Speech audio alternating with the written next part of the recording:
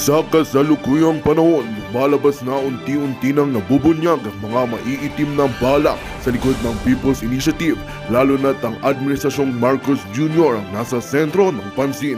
Napapansin na nga ng taong bayan ang tunay na kulay ng mga politiko sa likod ng nasabing inisyatiba. Sa paglipas ng panahon, naliliwanagan na rin ang mga mamamayan sa mga gawi at adhikain ng kasalukuyang liderato. Kamakailan lang, natuklasan ng mga netizens na ang mismong Pangulo ang nasa likod ng People's Initiative, isang revelasyon na nagdulot ng pagkadismaya sa marami. Inakala nga ng iba na si Romualdez lamang ang lason sa kapangyarihan ng administrasyon, ngunit nagulat silang malaman na pati mismo ang Pangulo ay sangkot sa mga ito.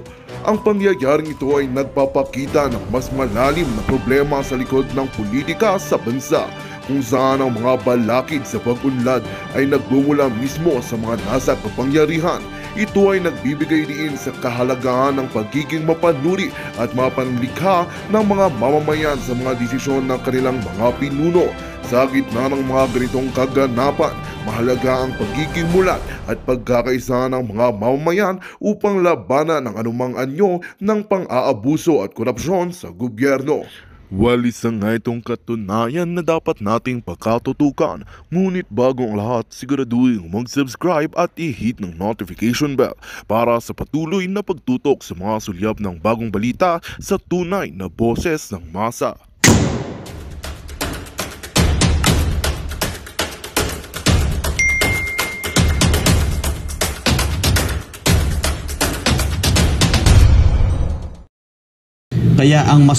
Kaya nga masaya kami ngayon upon learning that the Senate is now going to deliberate on it, resolution of both houses.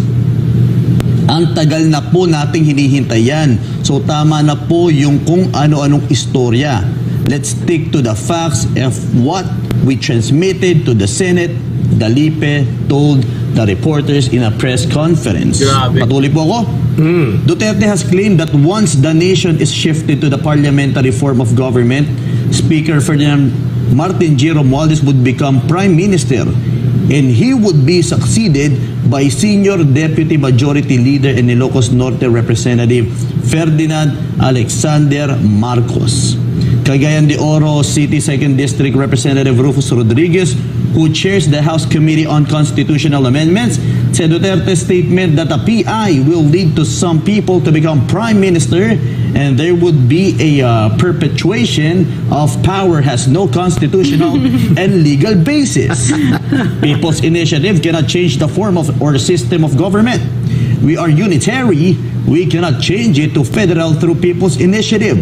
We cannot also change a bicameral form of government into a unicameral form because the PI will only be for amendments, he said. Yeah, Frank, siguro okay na siya, no? Okay na yan. Ang una naming observation, self-serving. Ang problema ng House of Representatives, sila may pinakabababang trust rating. People do not trust them anymore. At galit ang taong bayan sapagkat pinasakay nila at inikutan nila ang mga proseso ng batas at ng saligang batas. So, people are no longer believing whatever issue one says na inilalabas nila. So, itong si Manix Dalipi, you better tell it to yourself. Si Rodrigo Duterte, pang sinermonan nila. Rodrigo Duterte is not the problem. The problem is you, the House of Representatives. Hindi kayo makapanindigan, hindi nyo pwedeng akuin, hindi nyo kayang panindigan. Isinakay nyo pa sa maniobra, may pa-advertisement pa kayo, bilyones ang pondo, in so short a time, 15 days lang, hinabol nyo at hinakot ang mga signatures, ginamit ang mga programa ng gobyerno, AX, tupad at iba pa. Napakaraming paglalabag yun. Kontrobersya, ma'am. Yeah, tsaka paglalabag sa batas yes, yun. Technical malversation, graft and fraud, corruption, coercion and manipulation. You tell it to the senators. You tell them na sila ay walang alam sa kanilang ginagawa at kayo lang nakakaalam ng tama. Taong bayan ang husga dito sa inyo, sa ginawa ninyo. Nothing. These are self-serving statements. Tell it to CBCP. Nagawa-gawa lang din nila. Regardless of Duterte speaking out in public in Davao, ang CBCP nanindigan, ang taong bayan nanindigan, at marami pang mga sektor, ang buong Senado nanindigan. Wala kayong ni isang kaalyado doon. So ano po ang inyong pinagsasabi? You are creating your own reality. Well, in fact, the people are now on the position na pag hindi nyo ito itinigil, hihilain nyo at ibabagsak nyo ang kredibilidad at pagtitiwala ng mamamayan sa gobyernong ito ni Bongbong Marcos Jr. sa kagagawa ng inyong panluloko at kasakiman sa kapangyarihan. You know what I think, no? This is really the lowest point of the House of Representatives, and I'm sorry to say that because, as I said plenty of times, this is where my father was part of, no? And yung tingin ko talaga dyan, dati, mataas, no? Well, for the House of Representatives, hindi nawawala yung respeto ko dyan, pero yung mga nakaupo dyan ngayon, hindi na sila representante ng tao, kundi representante ni Martin Romualdez. Exactly. No? Yes, ka Eric, meron din tayong, ito naman, magandang balita to dahil mula naman sa ating former president, nagsangasangan at lumikha ng kakaibang ingay ang pagsusulong ng charter change. Pero ano nga ba talaga ang totoong dahilan ng kagustuhang baguhin ang saligang batas at sino nga rin ba ang mga nasa likod nito? Alamin natin sa report ni Daniela Paulite. Mahabang panahon na pananatili sa kapangyarihan ng kasalukuyang nakaupo sa pamahalaan. Ito ang tunay na layunin ng isinusulong ng Kamara na charter change o pagbabago ng saligang batas sa pamamagitan ng People's Initiative. Giit ni dating Pangulong Rodrigo Duterte, walang ibang iniisip ang ilang politiko kundi gumawa ng paraan para tumagal sa pwesto at magpakasasa sa kapangyarihan. Alam mo kasi, the purpose of this constitutional change is not for anything. It's not even for parliament or the essence of presidential type. It's a mechanism for perpetuation of power. Sa naging pagdinig nga ng Senado patungkol sa kontrobersyal na People's Initiative ay nabuking na may kinalaman si House Speaker Martin Romualdez dito. Nauna nang isiniwalat ng ilang mambabatas na binayaran, dinakot at pinangakuan ng ayudang ilan kapalit ng perma sa People's Initiative. Ayon pa kay Duterte, sila First Lady Liza Marcos, Pangulong Marcos at ang kanyang pinsang si Romualdez lang ang nais sa pagbabago ng ating konstitusyon. Si Liza, ikaw, pati si Romualdez. Ang politika ng Pilipinas, kayo lang ba? Ano, you tinker with the Constitution na tatlo lang kayong mag-usap? Plus the congressman na ito'y pinahinto nila. Binigyan sila ng 20 million. Papirma ng papirma sila, bigay ng bigay. Dismayado naman ang dating Pangulo dahil pera ng taong bayan ang ginamit dito. The only reason na bakit kami talagang disappointed is ang pera ng bayan. Sinasalsal nila, inuubos kung anong pinaggagawa. Ang magtaong bayan, pobre pa rin. Hinimok naman ni Duterte si Pangulong Marcos na ipatigil ang People's Initiative dahil kung hindi, matutulad siya sa nangyari sa kanyang ama. If you do not stop this nonsense, you will go out of Malacanang the way exactly when it happened during your father's time. Huwag ninyong gawain yan. Ferdinand Marcos, huwag mong gawain yan kay pumalpak kayo dahil dyan. Milagro na lang na binigyan kayo ng pagkakataon ng Panginoong Diyos na maupo lang naman sana ng madaling panahon and to redeem your name. Patuloy naman ang panawagan ng dating Pangulo sa Armed Forces of the Philippines na gawin ang nararapat upang proteksyonan ang ating konstitusyon. Para sa Diyos at sa Pilipinas, kung mahal, Daniela Paulite, SMNI News.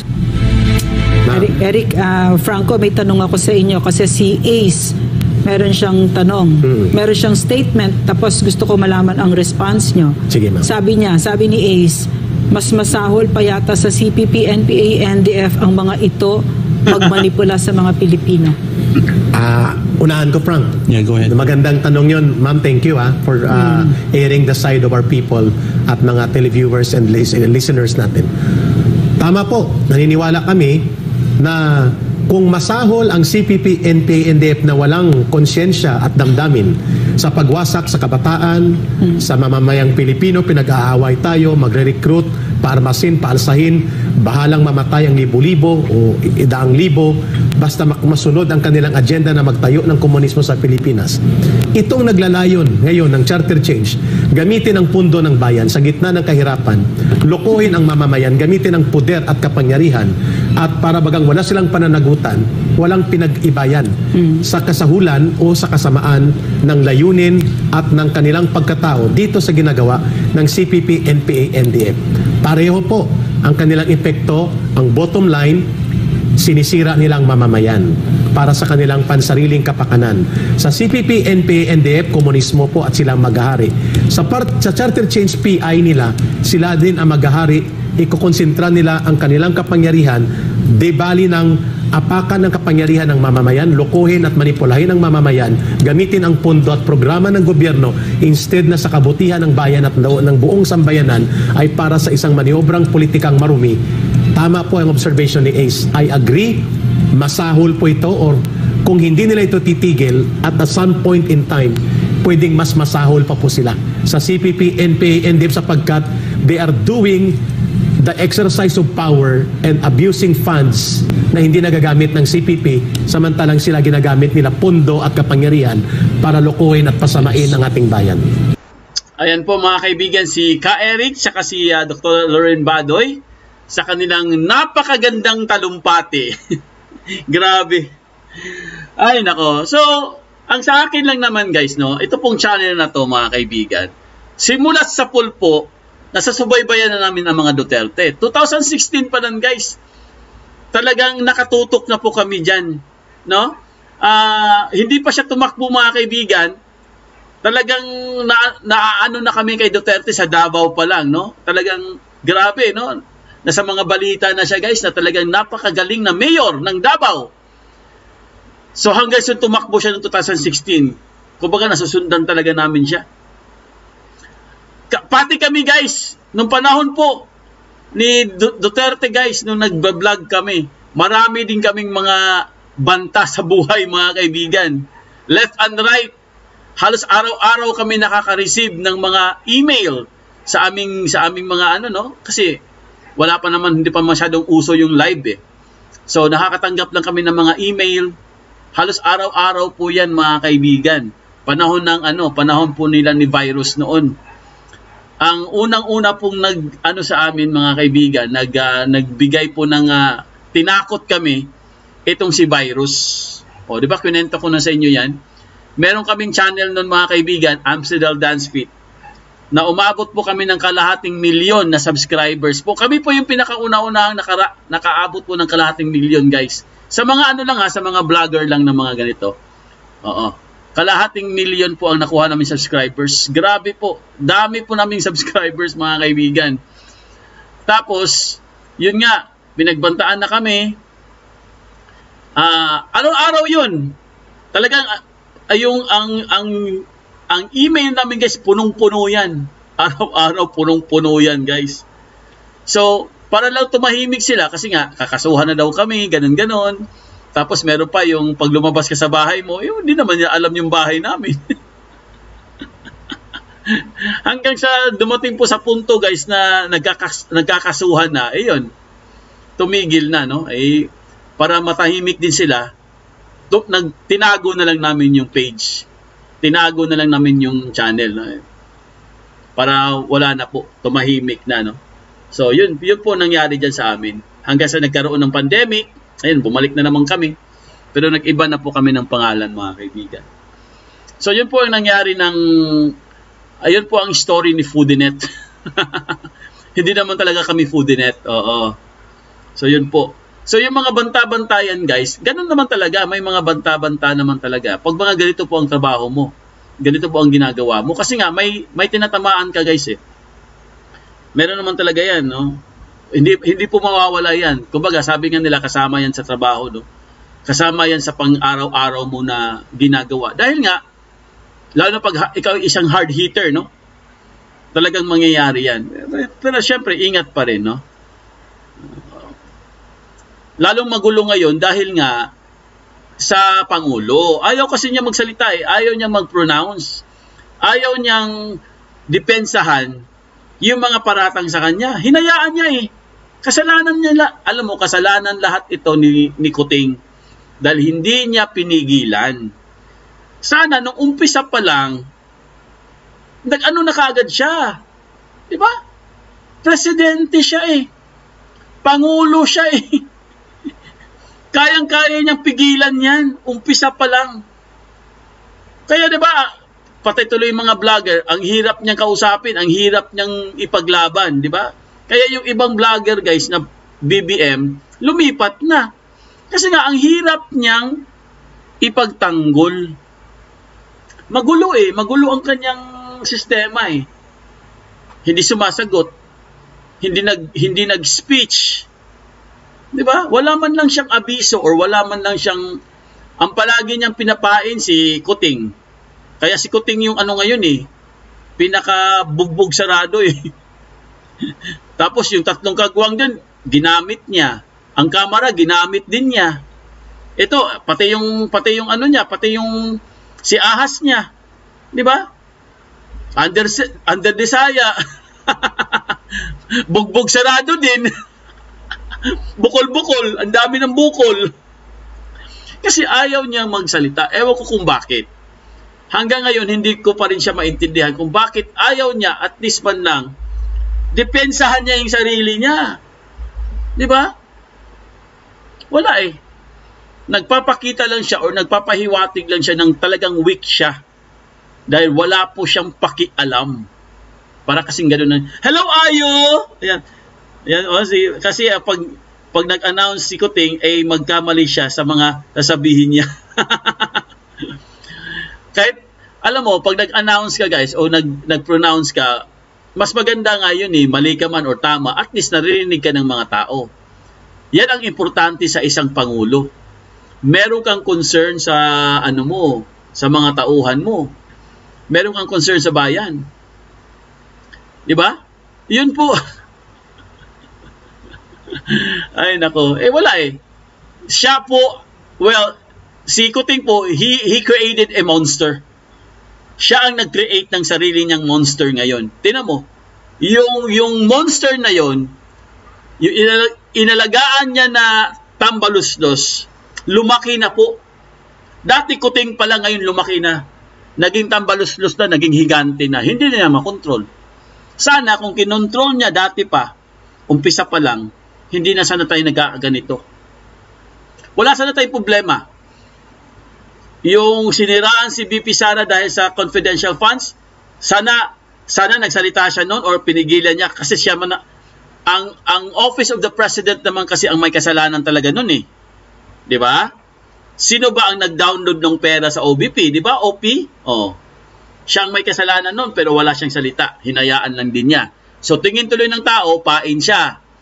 Tingin ng tao parang itong si BP Sara na trap po sa Kumunoy, sa trap po ni Kuting. Hindi siya nagsalita eh. Hindi niya pinagtanggol si BP Sara. Samantalang si BP Sara po yung pinaka supporter talaga niya as in solid. Pero wala